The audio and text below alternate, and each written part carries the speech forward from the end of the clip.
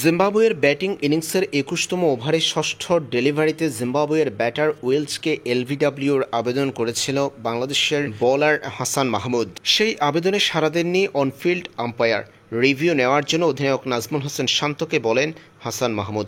এ সময় শান্ত জিজ্ঞাসা করেন কিপার জাকির আলী অনিককে।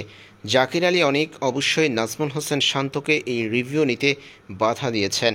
তিনি জানিয়েছেন বলটি স্টাম্প ছাড়িয়ে যাচ্ছে, অর্থাৎ স্টাম্পে লাগার কথা নয়। মহেন্দ্র সিং ধোনির মতো টেকনোলজি ছাড়াই বলের মুভমেন্ট বুঝতে পারেন জাকির আলী অনিক। মহেন্দ্র সিং ধোনির মতো রিভিউ নিয়ে মুন্সিয়ানা দেখিয়েছেন জাকির আলী অনিক। জাকিরের কথা শুনে রিভিউ নেননি নাজমুল হোসেন শান্ত। পরে দেখা গেল বল ব্যাটারের প্যাড স্পর্শ করলে সেই বলটি স্টাম্প মিসিং, ইম্প্যাক্ট ছিল আউটসাইড, অর্থাৎ নট আউট।